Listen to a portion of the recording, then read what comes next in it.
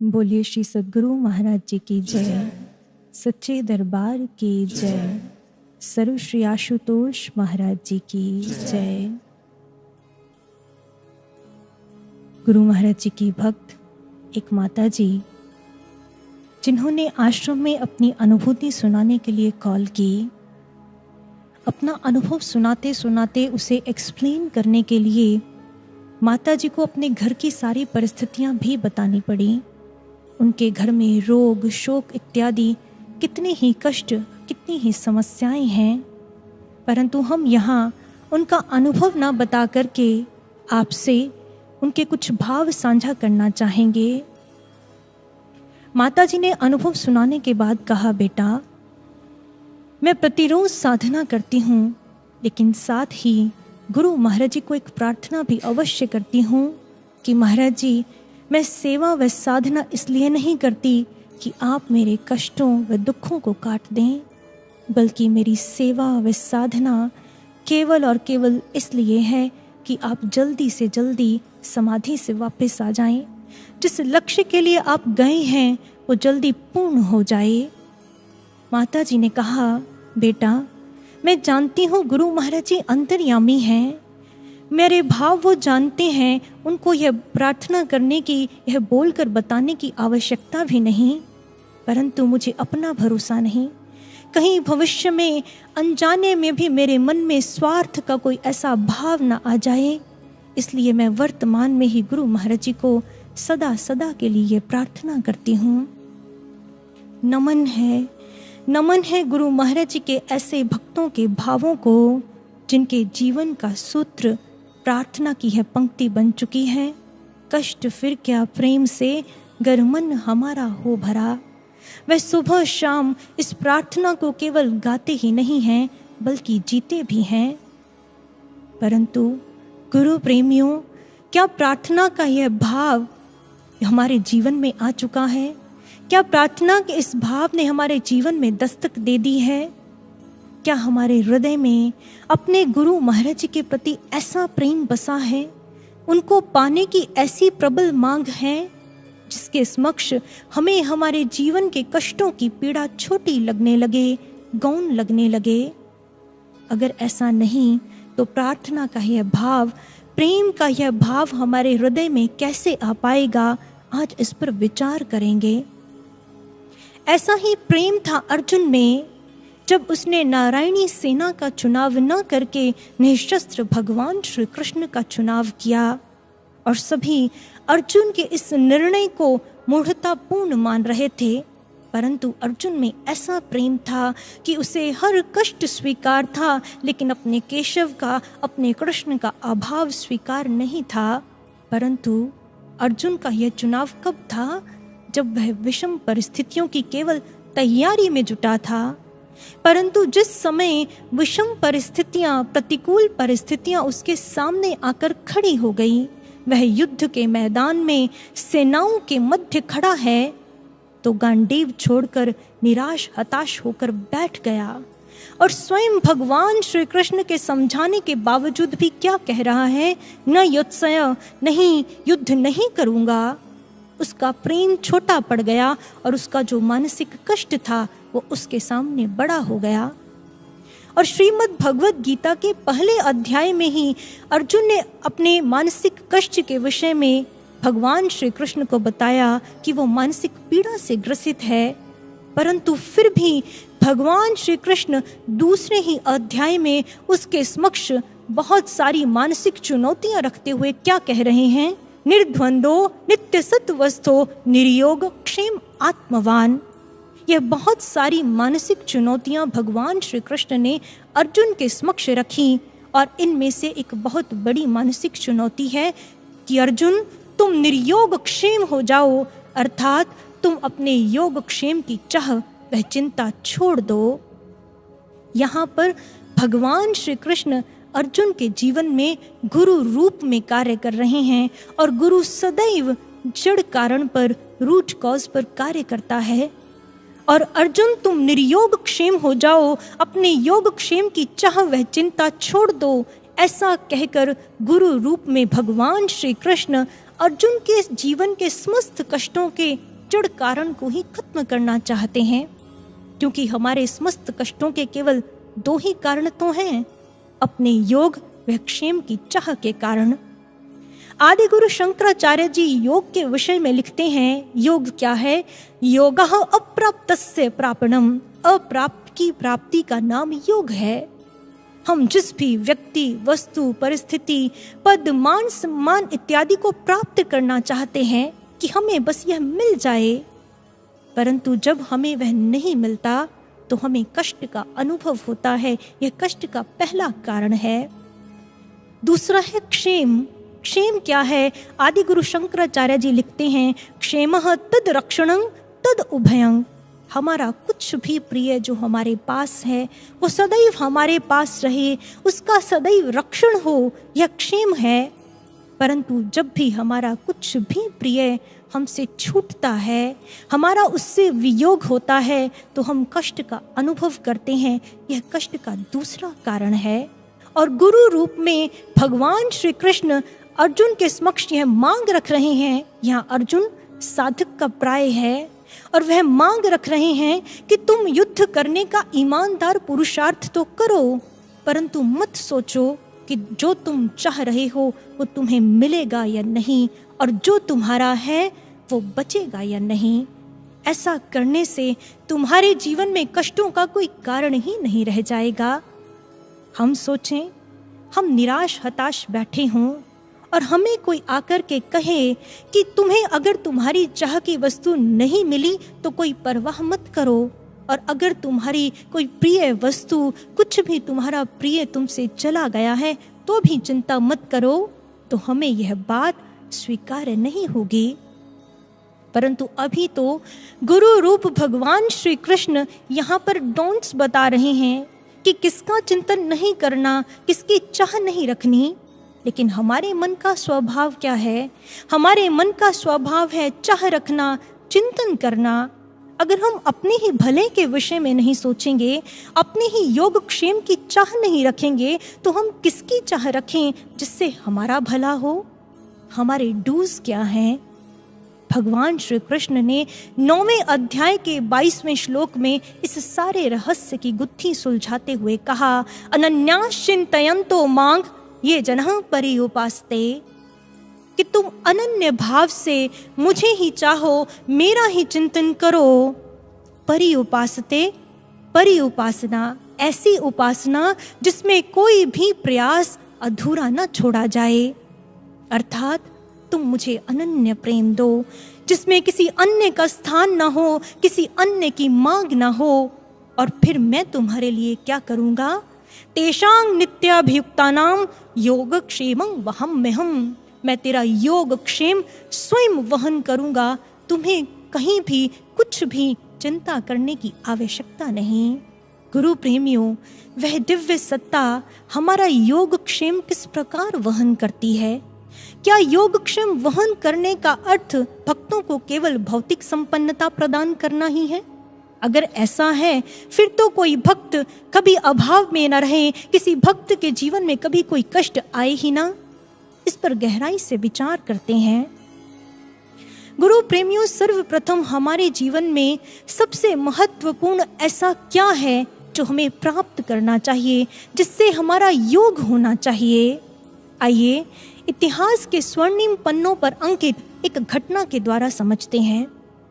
सतीश चंद्र मुखर्जी, जो भारत के national education system की स्थापना के पायनियर हैं और महर्षि अरविंद को राष्ट्रीय आंदोलन के कार्यों में संलग्न करने में जिनकी प्रधान भूमिका रही थी, वह स्वामी ब्रह्मानंद जी के शिष्य विजय कृष्ण गोस्वामी जी के शिष्य थे। अभी अपने गुरुदेव गोस्वामी जी से ब्रह्म ज्ञान की दीक्षा प्राप्त किए हुए उन्हें कुछ ही समय हुआ था। गुरुदेव के दर्शाए मार्ग पर वो चलते तो थे, लेकिन उनका मन व्यथित रहता था संसार के कष्टों व दुखों के कारण। एक दिन तो मन की चिंताएं इतनी बढ़ गई कि वह बिना कुछ खाए सो गए।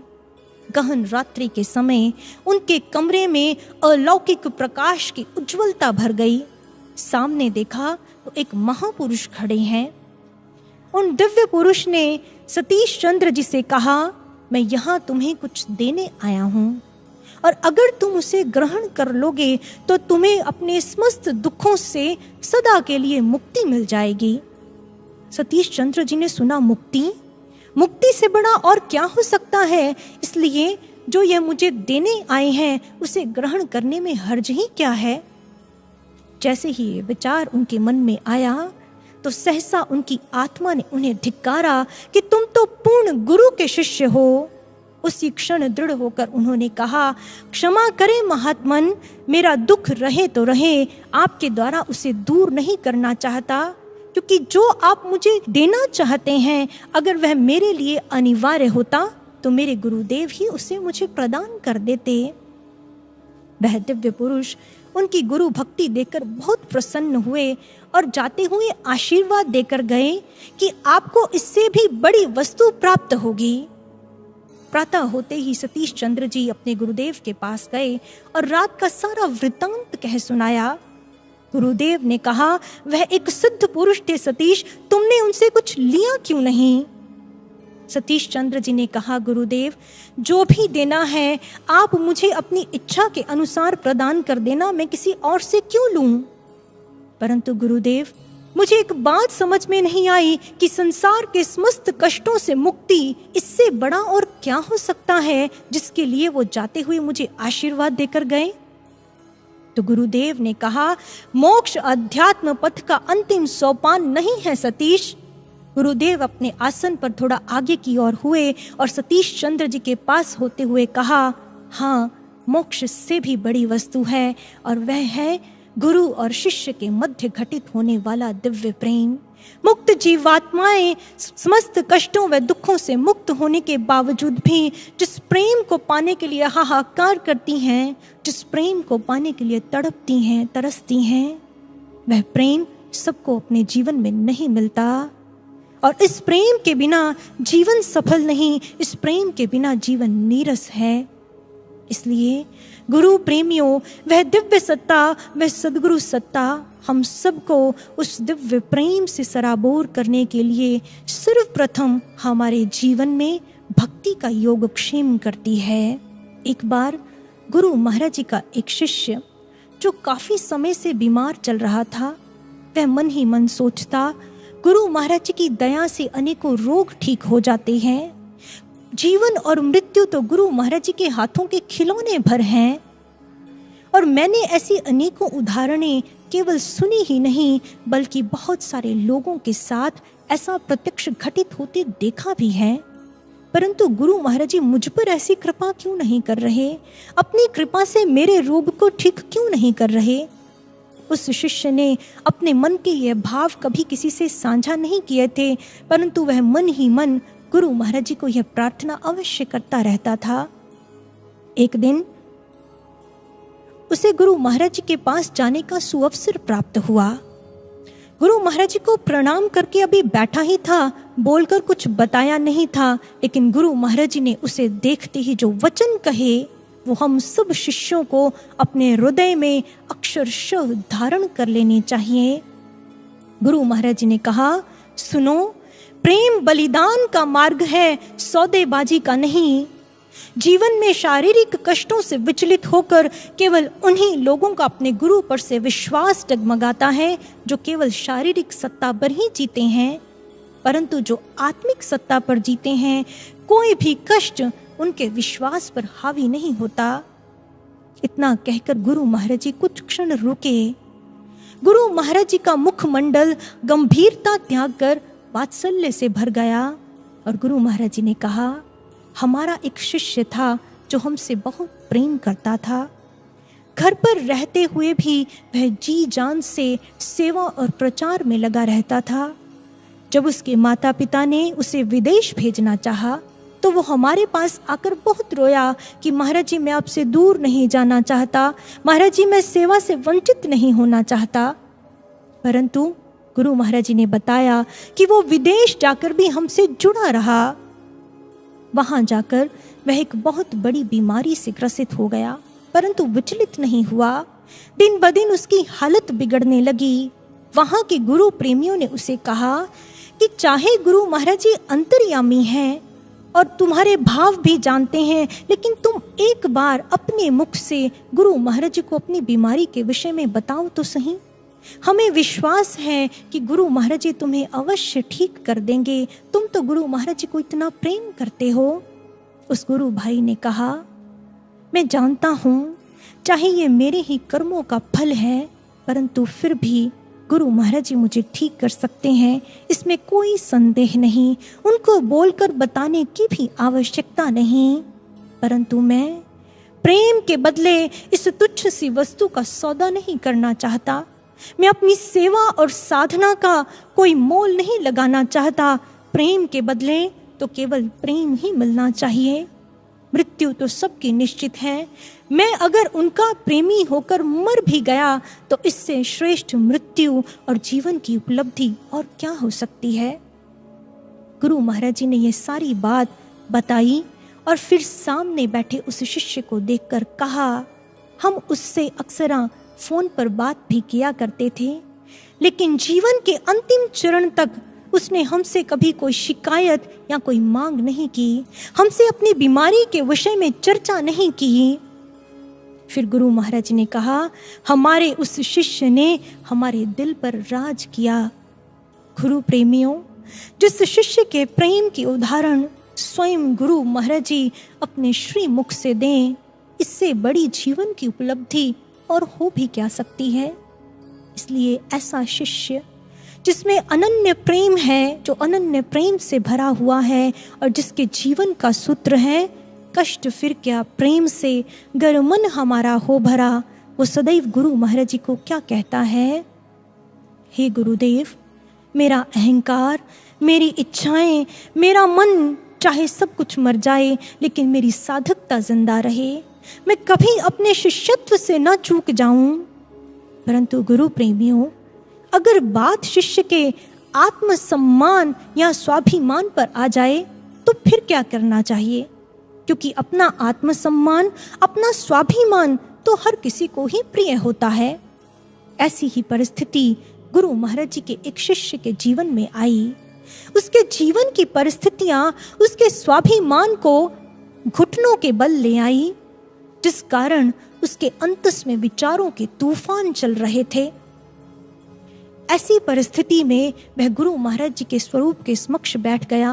एकटक उसे निहारता हुआ कहने लगा, गुरु महाराज जी, आज आपके बच्चे की, आपके शिष्य की ऐसी दयनीय हालत हो रही है, क्या आपको दया नहीं आ रही? आप जानते हैं मेरा ऐसा कोई दोष भी नहीं है महाराज जी।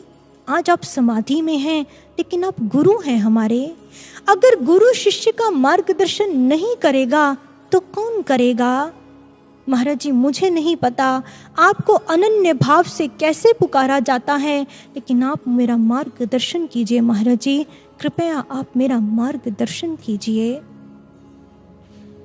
ऐसे करते करते उसे पता ही नहीं चला कब उसकी आंखें बंद हो गईं और वह ध्यान की अवस्था में बैठ गया। ध्यान की अवस्था में ऊर्जा का एक पुंज उसके मस्तक में घूमने लगा। निसंदेह वह ऊर्जा का पुंज किसका था? हमारे गुरु महाराज जी का। गुरु महाराज जी ने उसकी अंतर आत्मा के साथ जो वार्तालाप किया वो हम सब साधकों के लिए भी है। गुरु महाराज जी ने कहा, मैंने आपके भीतर ज्ञान यज्ञ प्रारंभ किया है। इस ज्ञान यज्ञ का पुरोहित गुरु होता है और शिष्य इस ज्ञान यज्ञ का यजमान होता है। गुरु रूपी पुरोहित शिष्य रूपी यजमान को कहता है कि तुम अपना कुछ भी शेष बचाकर मत रखो, समिधा के रूप में अपना सब कुछ इस ज्ञान यज्ञ में डाल दो। परंतु शिष्य रूपी यजमान कंजूसी करके डालता है। तो फिर अंत में गुरु रूपी पुरोहित क्या करता है? वह शिष्य रूपी यजमान को कहता है कि अब जितनी भी समिधा इस थाल में बची है, इस थाल को पूरे का पूरा ही इस ज्ञान यज्ञ में उड़ेल दो। अर्थात गुरु महाराज जी ने समझाया, जब तुम्हारे जीवन में ऐसी परिस्थितियां आ जाएं, जब तुम्हें लगे कि सब छिन रहा है, सब छूट रहा है, यहाँ तक कि तुम्हारा आत्मसम्मान और स्वाभिमान भी, तो समझ लेना यह ज्ञान यज्ञ तुम्हारे पूर्ण समर्पण की मांग कर रहा है। ऐसी कष्टकारी परिस्थिति में भी प्रेम से अभिभूत होकर समिधा का पूरा थाल अर्थात अपना सर्वस्व इस ज्ञान यज्ञ में उड़ेल दो।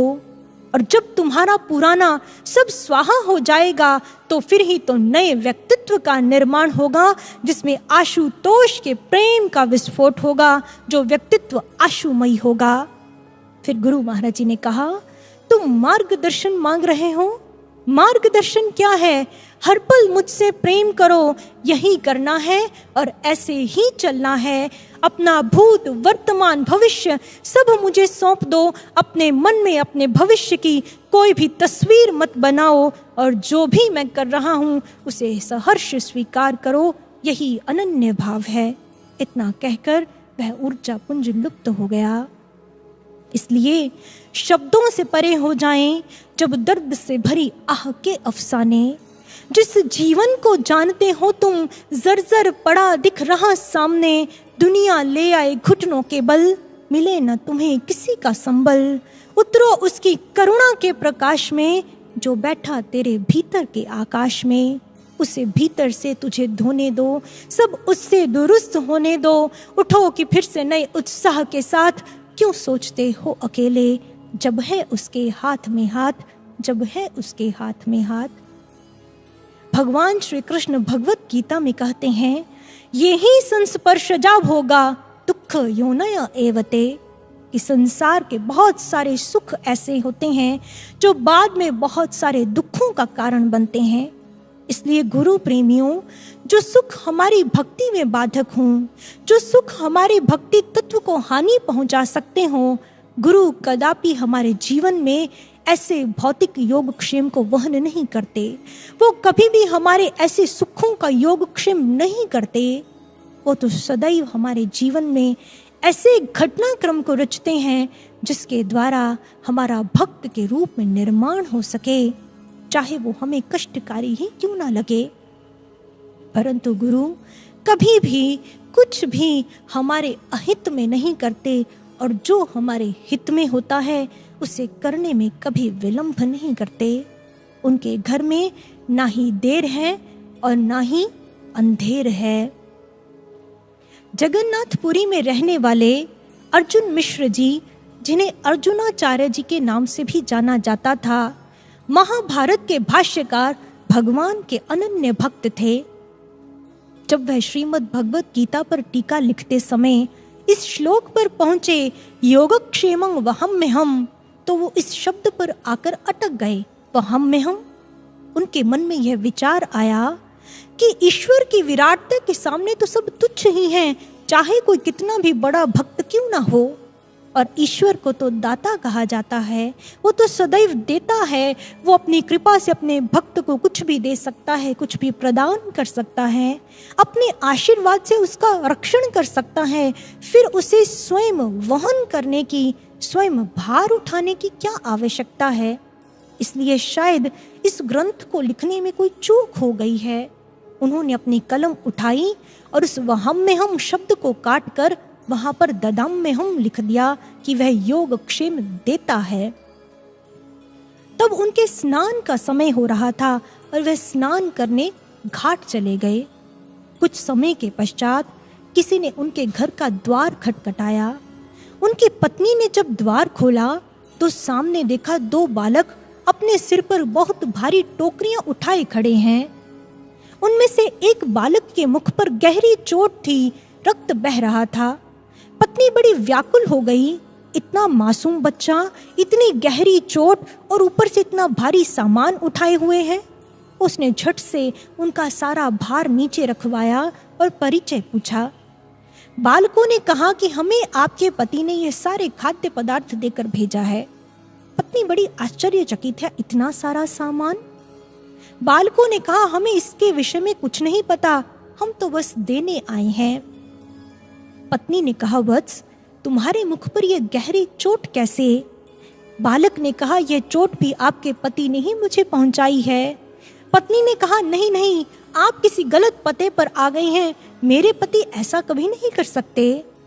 बालकों ने कहा, हम अर्जुन मिश्र जी की ही बात कर रहे हैं।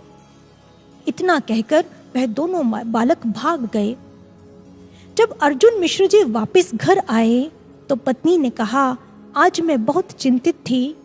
भोजन तैयार करना था लेकिन घर में अन्न का एक दाना भी नहीं था।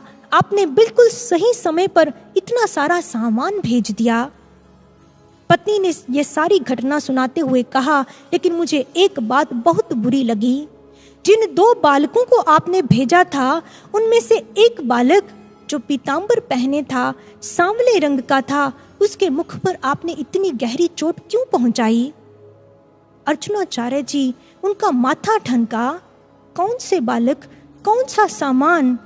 जब समझ आई तो वह फूट फूट कर रोने लगे कि वो 2 बालक कोई और नहीं, स्वयं भगवान श्री कृष्ण दाऊ संग मेरे योग क्षेम का वहन करने आए थे, मेरे संशय का निवारण करने आए थे, मेरी आवश्यकताओं के भार को स्वयं उठाकर लाए थे। मुझ नीच ने उनके वचनों पर संशय किया। मैंने जो उनकी वाणी को काटा वह उन्हें चोट पहुंचाने जैसा ही तो था, इसीलिए उनके मुख पर गहरी चोट थी।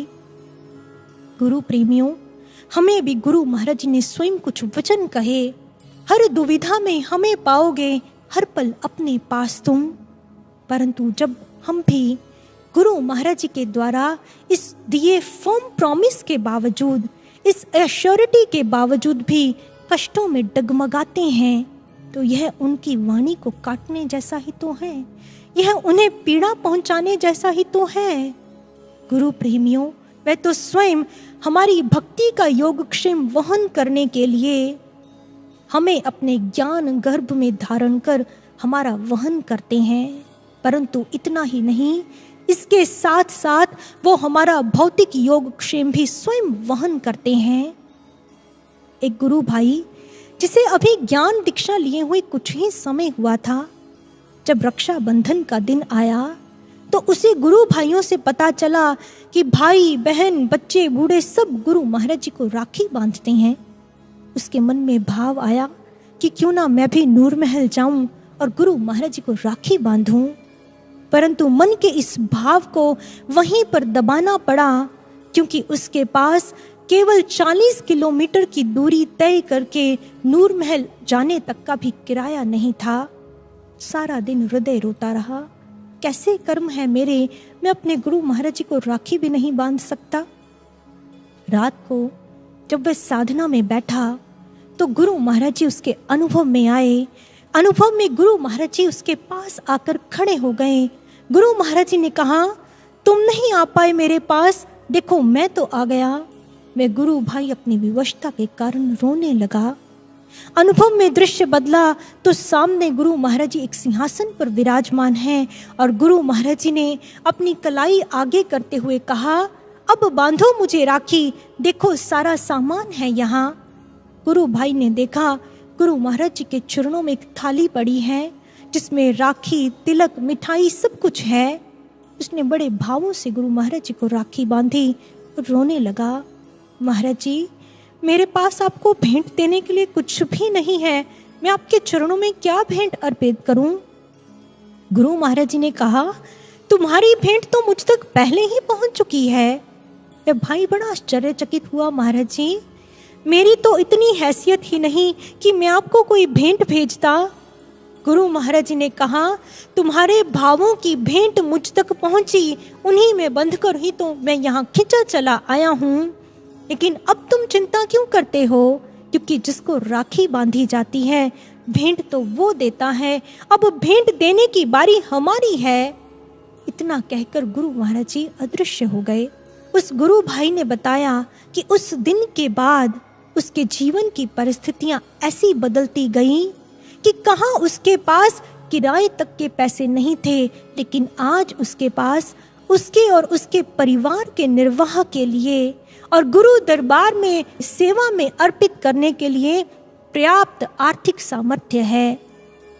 परंतु साधकों, हम सब के लिए यहाँ पर केवल एक ही शर्त है कि हम में ना ही कोई मांग हो ना ही कोई स्वांग हो। हम अपने जीवन के कर्म क्षेत्र में ईमानदार पुरुषार्थ तो करें, लेकिन ऐसा भाव नहीं कि जैसा किसी के साथ हुआ, जैसा फलां के जीवन में गुरु महाराज जी ने घटित किया, वैसा मेरे साथ क्यों नहीं। क्योंकि हमारे गुरु महाराज जी तो हमारे कर्म संस्कारों को देखते हुए हमारे कल्याण के लिए सदैव हमारे हित में ही करते हैं। बाकी सब तो गुरुतर विषय है, गुरु के उच्च स्तर का विषय है कि हमारे कर्म संस्कारों को काटते हुए हमारे कल्याण के लिए हमें कब कितना और क्या देना है और क्या नहीं देना।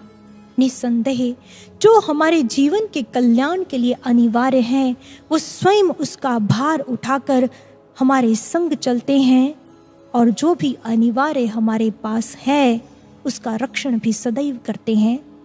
गुरु महाराज जी के भक्तों की, उनके जीवन की ऐसी असंख्य उदाहरणें हैं जिनमें गुरु महाराज जी ने उनकी भक्ति के योगक्षेम के साथ साथ उनका भौतिक योगक्षेम भी वहन किया।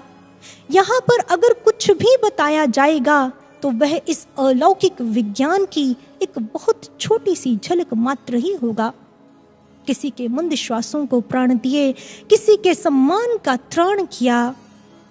एक शिष्य ने गुरु महाराज जी को पूछा कि महाराज जी, अगर आपके दो भक्त जो आपको एक समान प्रेम करते हों और दोनों ही एक ही समय पर संकट में आ जाएं और वह उस संकट में आपको पुकारें, दोनों की पुकारें एक ही समय पर आप तक पहुंच रही हों, तो आप सबसे पहले किसकी रक्षा के लिए जाओगे? गुरु भाई ने सोचा कि आज बड़ा चतुर प्रश्न किया है गुरु महाराज जी को, लेकिन गुरु महाराज जी ने मुस्कुराते हुए कहा, आपका तो यह प्रश्न ही मूढ़ है।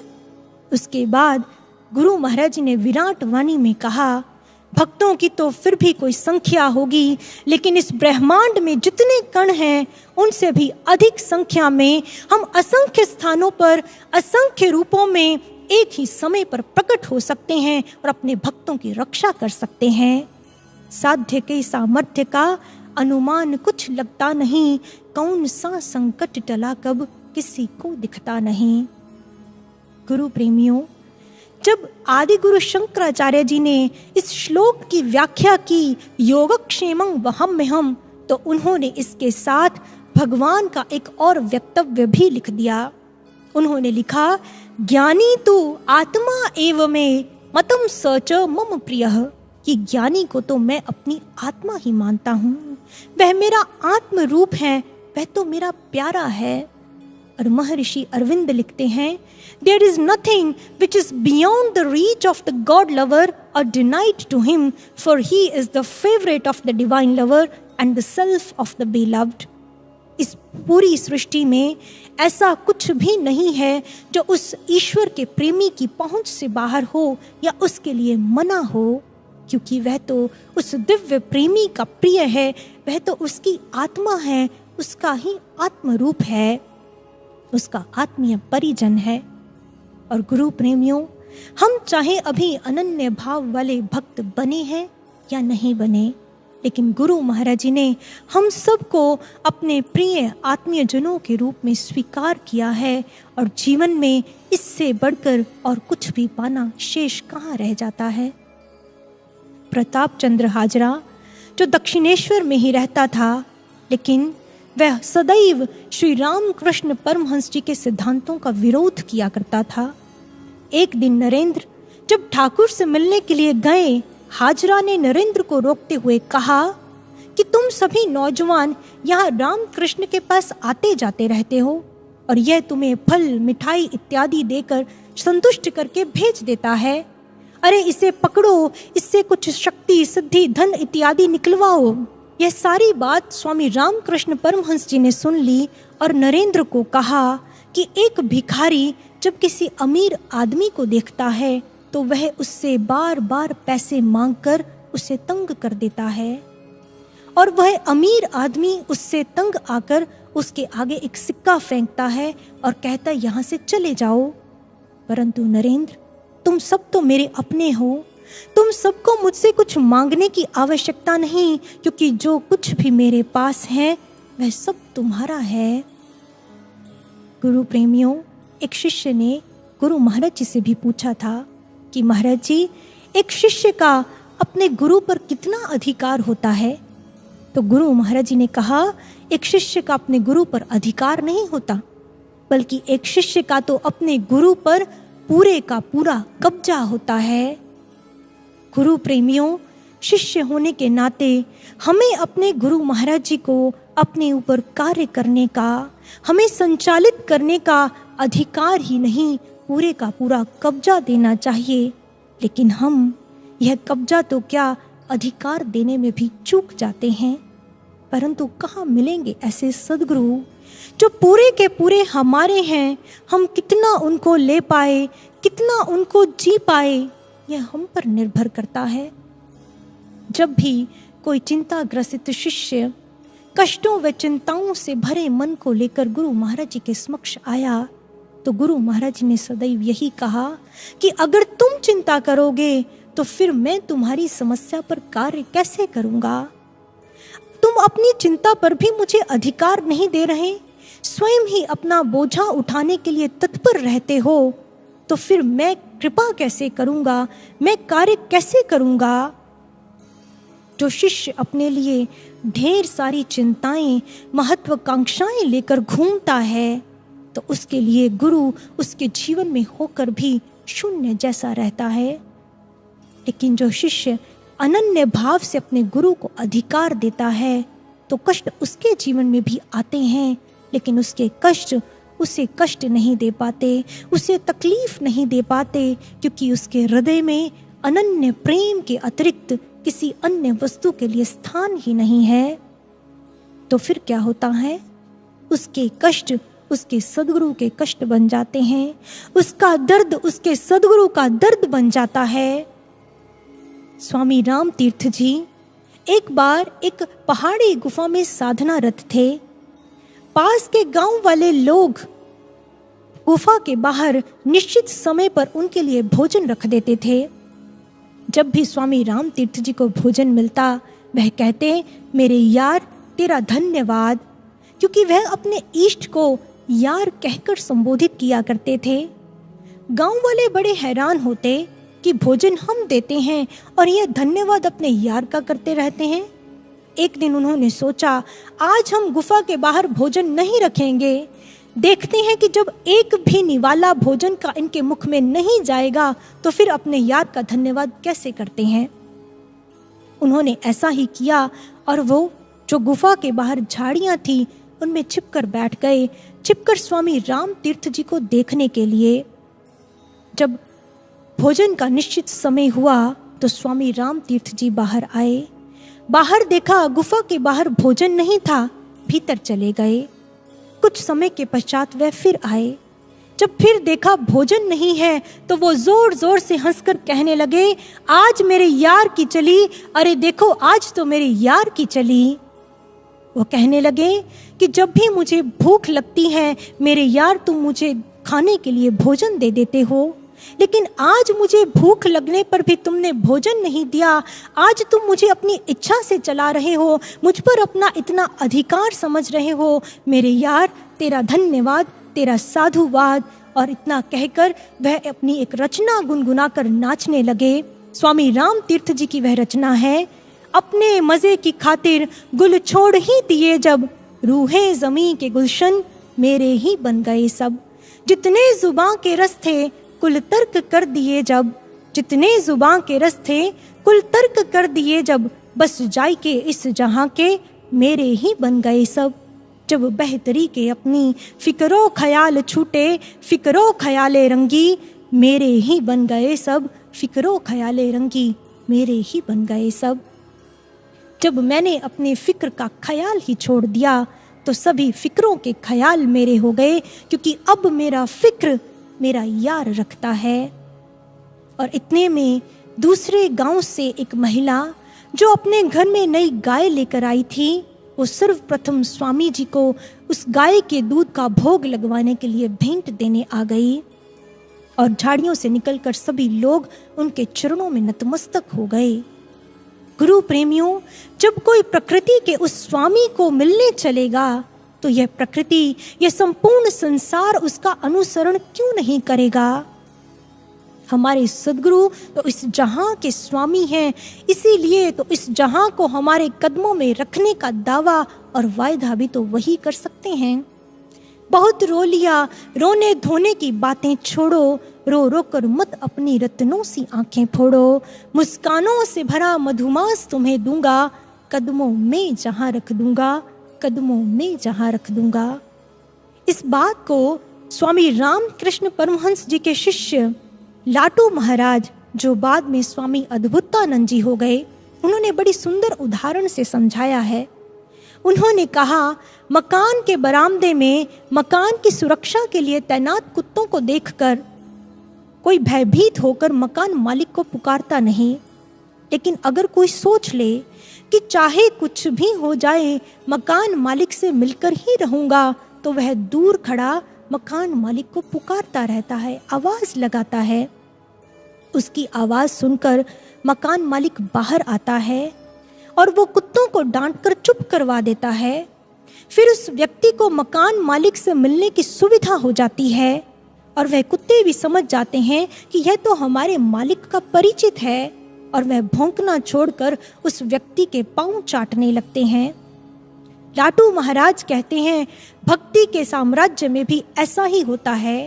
यह कष्टों विपदाओं रूपी श्वान मनुष्य को भयभीत करते हैं, परंतु जो भक्त होता है वो इन कष्टों और विपदाओं रूपी श्वानों से न घबराते हुए निरंतर अपने जगत के मालिक उस भगवान को पुकारता रहता है, और उसकी पुकार सुनकर जगत का मालिक बाहर आता है। वो स्वयं आकर अपने भक्त को आलिंगन में ले लेता है, और फिर क्या होता है, यह कष्टों और जीवन की परिस्थितियों रूपी श्वान उसके पांव चाटने लगते हैं, सब उसके कदमों के तले होते हैं। इसलिए गुरु प्रेमियों, मांग केवल यही है कि हम चाहे सुविधा में हैं या दुविधा में, हम चाहे किसी भी परिस्थिति में हैं, लेकिन उसकी परवाह न करते हुए निरंतर अपने गुरु महाराज जी को मिलने के लिए अनन्य प्रेम से उन्हें पुकारते रहें। और वह दिन दूर नहीं जब हमें भी उनका दिव्य आलिंगन, दिव्य सानिध्य पुनः प्राप्त होगा और जीवन की सारी परिस्थितियां हमारे कदमों के तले होंगी। गुरु प्रेमियों, आज रक्षाबंधन के दिन हम सभी अपने अनन्य प्रेम का सूत्र अपने गुरु महाराज जी की कलाई पर बांधें, और यही सूत्र हमारा रक्षा कवच बनकर सदैव हमारे संग चलेगा। क्योंकि चाहे वो सब नियम बनाने वाले हैं, लेकिन उनका एक नियम और भी है, नियम बनाने वाला मैं ही, तोड़ूं सब मर्यादा जब जब भी मेरे भक्तों पर आती है कोई बाधा। कष्टों में भी रखते थामे प्रेम की जो पतवार, योग क्षेम में वहन हूं करता, जानो तुम भक्ति सार। मुझको भजने वाला कभी ना रहता है कोई दीन, मैं भक्तन का भक्त मेरे, मैं भक्तों के अधीन, मैं भक्तों के अधीन। बोलिए श्री सद्गुरु महाराज जी की जय, सच्चे दरबार की जय, सर्व श्री आशुतोष महाराज जी की जय।